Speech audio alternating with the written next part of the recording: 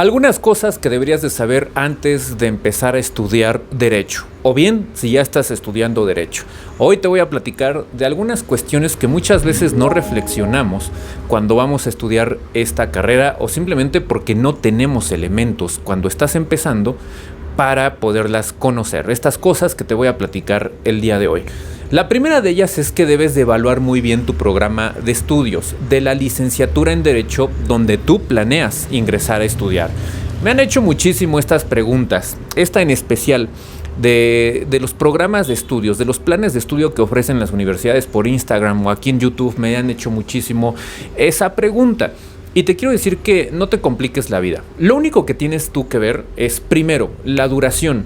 Si tu carrera de Derecho dura menos de 4 años, plantéate y reflexiona si vale la pena o no hacerla, porque una carrera bien estudiada, yo creo que cualquiera, debe de durar 5, 4 años aproximadamente. Habrá que ver, por ejemplo, si estamos hablando de una carrera que toma clases los días sábados, por ejemplo, entonces en ese momento puede reducirse la cantidad de años.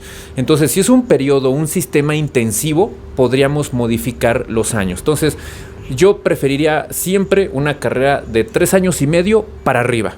Cualquier cosa de ahí podríamos salvar el primer elemento. El segundo elemento de tu programa de Derecho que debes de mirar es que todo el plan de estudios, es decir, a lo largo de todas las materias que vas a estudiar, tengan un enfoque de derechos humanos. Es decir, que tú lleves materias de derechos humanos, que tú tengas elementos para poder ver que tu primer semestre o tu primer año, por ejemplo, sea un tema de estar viendo derechos humanos, implicaciones en derechos humanos, instituciones en derechos humanos, precedentes en materia de derechos humanos, todo este tipo de cuestiones, que toda la carrera tenga un enfoque en derechos humanos. Porque si no es así, eso me habla de una escuela o de una universidad que está atrasada en el enfoque en el cual te van a enseñar el derecho. Por ejemplo, una escuela, una universidad que te da derecho civil puro, como Regina Villegas, como hace 50, 60, 70 años, por ejemplo, entonces ese derecho no va a estar muy actualizado. Tendríamos que saber que hoy el derecho civil tutela el derecho humano a la propiedad civil, que es un derecho civil, un derecho humano consagrado en tratados internacionales y en la Constitución. Entonces, eso es un ejemplo de cómo debe de estudiarse y abordarse cada materia.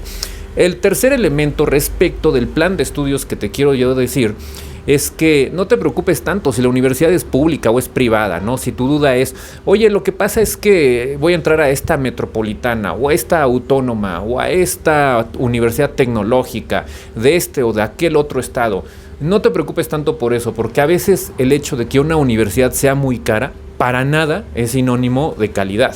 He conocido escuelas sumamente costosas en México y en el extranjero que francamente no lo valen. He conocido gente que se endeuda por años para pagar una universidad que bien pudiste haberla cursado en una universidad pública de primer calidad, de primer nivel, y sin embargo, bueno, esto ya depende de tu elección y de tus posibilidades. Entonces, en la escuela donde tú vas a estudiar, no te preocupes tanto si es pública o privada, tú fíjate en el contenido de fondo. El otro punto que te quiero decir del plan de estudios es que, de preferencia, a mí en lo personal me gusta más el sistema por semestre o por año. No me gustan los sistemas cuatrimestrales y menos los trimestrales. Te voy a poner una razón muy sencilla. Hay materias sumamente densas, como obligaciones, como contratos, como títulos de crédito, como derecho administrativo, derecho fiscal, derecho constitucional, que nadie en su sano juicio lo puede llevar ni siquiera en 6 meses, menos en 3 meses o menos en 4 meses tampoco. Entonces, materias tan densas, por lo menos las tienes que estudiar durante un año en tu mapa curricular de materias. Una escuela que te ofrece solo un cuatrimestre o solo un trimestre y quizás solo un semestre de obligaciones o derecho constitucional, están perdidos. Desde mi punto de vista, eso no debería de ser, a menos de que fuera extremadamente intensivo, y eso habría que evaluar si es pedagógico o si es antipedagógico esto. Entonces yo prefiero alargar un poquito la licenciatura, pero llevar las materias más densas, más importantes en el periodo indicado. Esto no quiere decir, por ejemplo, que perdamos el tiempo tanto en una materia que tal vez no tenga tanta relevancia o tanto peso, ¿no? Pero bueno, ese es el siguiente punto que te quería yo decir del plan de estudios. Ahora bien, voy a pasar al punto número 2, ya distinto a lo que es el plan de estudios. Y ese punto número 2 que te voy a decir es respecto de las oportunidades laborales. El derecho, sí, efectivamente, es una disciplina, es una carrera extremadamente saturada. Por lo tanto, tú tienes fundamentalmente 3 opciones. 1, ejercer independiente. 2, trabajar en gobierno. O 3, trabajar como empleado en la iniciativa privada.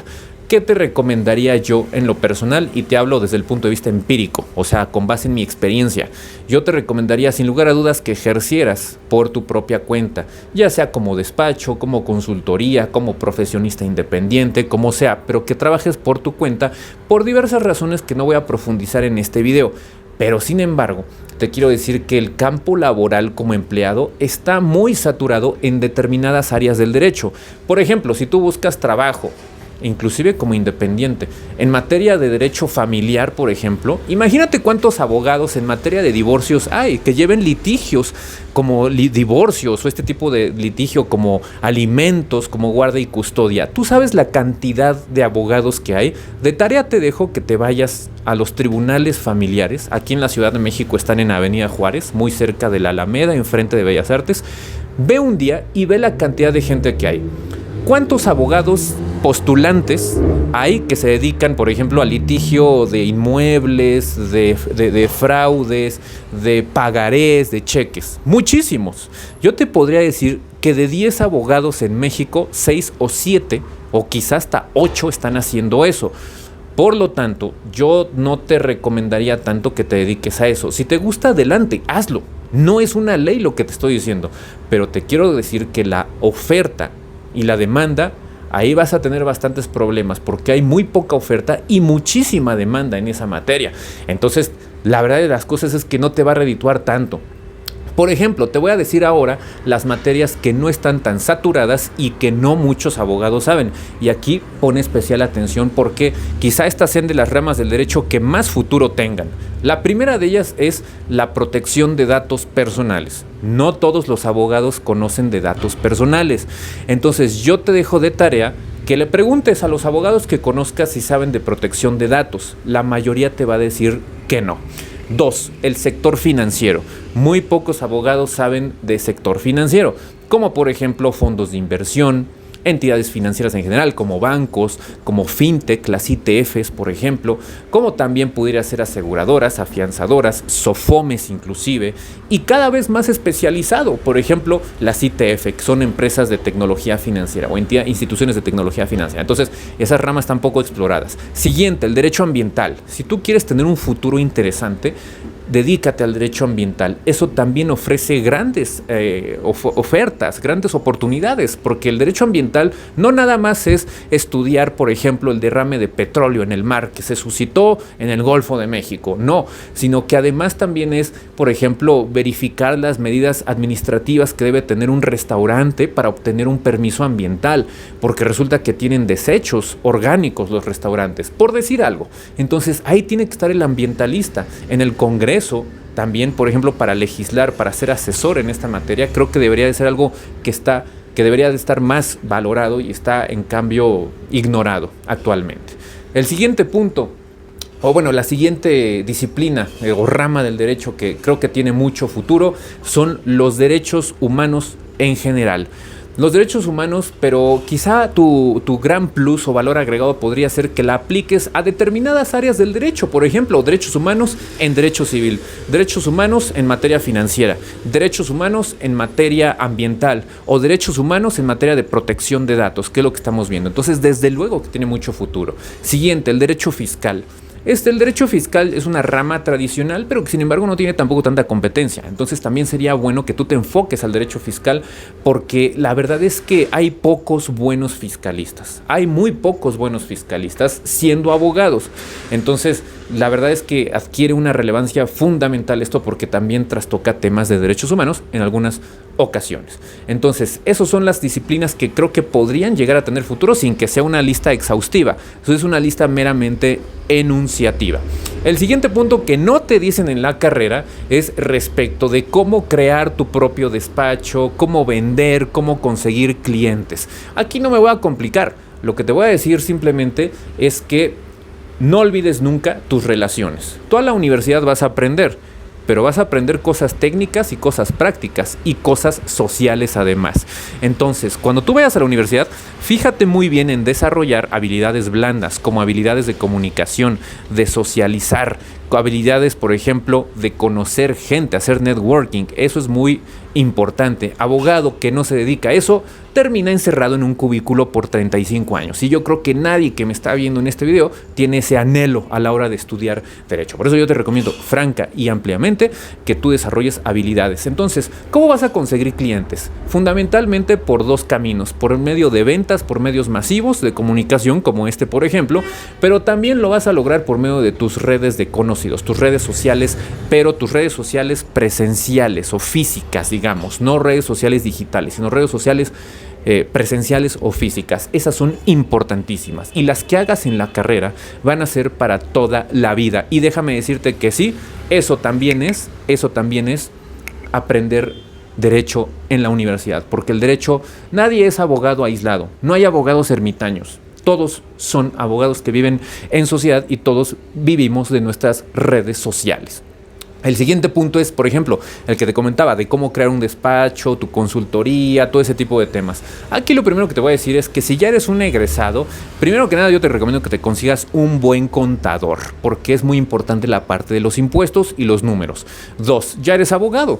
Tú vas a decidir si quieres funcionar por medio de sociedad civil, por ejemplo, o por medio de una SAS, porque fueras una entidad mercantil, imagínate, pero unipersonal, o por ejemplo, que fueras un independiente, que factures tú mismo. Todas las posibilidades pueden ser que factures como honorarios, podría llegar a ser también. Esto lo va a definir, por ejemplo, si tienes socios, si no tienes socios, si quieres que sean socios en un documento o simplemente socios estratégicos, por ejemplo. En fin, este tema creo que implicaría o ameritaría un video adicional. Entonces te recomiendo mucho este tipo de cuestiones para ya cuando vayas a egresar, o puede ser también que egresando, no sé, seas empleado, trabajes en gobierno, tomas experiencia, conoces gente y ya unos años después te puedes aventurar y puedes emprender tú mismo como consultor independiente. Y bueno, por último, lo que te quiero decir es que el abogado, acuérdate lo que he dicho en mis videos, el abogado busca hacer justicia y la justicia no nada más se da en el ámbito de litigio, o sea, no nada más cuando hay conflictos o controversias el abogado busca la justicia, sino también la justicia preventiva. Y la asesoría preventiva creo que es lo que más se puede valorar y lo que mejor se puede cotizar. Porque a una empresa, a un empresario o a una persona que le evitas problemas, implica evitarle gastos. Entonces, tu asesoría, si bien implica una inversión, para ellos implica un ahorro a largo plazo. Y si tú puedes convencer a las personas de ello, te va a ir muy bien como asesor e incluso como empleado. Si tú eres empleado, debes de saberte vender como abogado, de saber cómo vas a pedir una remuneración. Entonces, estos son los puntos más importantes. No olvides que el abogado busca la justicia, la ley no. La ley no se mete en ese embrollo, pero el abogado sí tiene espacio y tiene un margen de amplitud para poder hacer justicia. Para eso tiene elementos, para eso tiene leyes, tiene ordenamientos, tiene algo que te presenté el último video que se llama criterio jurídico. Así es que tú ya sabes, estas son las cosas que debes de saber definitivamente si vas a estudiar derecho. Y como pilón te quiero decir que la lectura sí es muy importante en el derecho. Es muy importante que tú desarrolles habilidades y gusto para la lectura, pero no lo es todo. No lo es todo. Hay alumnos que aprenden de forma auditiva, de forma visual, de forma kinestésica, y esto no te lo va a decir tu maestro. Entonces nunca se te olvide que sí es muy importante leer los libros, manuales, códigos, las leyes, sí, pero no eches en saco roto aprender de forma auditiva, escuchando podcast, escuchando videos, por ejemplo, viendo mapas mentales. Tu maestro pocas veces te va a decir que la lectura no lo es todo. La mayoría de los maestros de derecho te dicen que la lectura es lo más importante y que si no lees no puedes ser buen abogado. Yo difiero de eso. yo creo que la lectura apenas implica una tercera parte de lo que es estudiar derecho. Así es que espero que te haya gustado este video, espero que te sirva, déjame comentarios acá abajo, nos vemos muy pronto, hasta luego.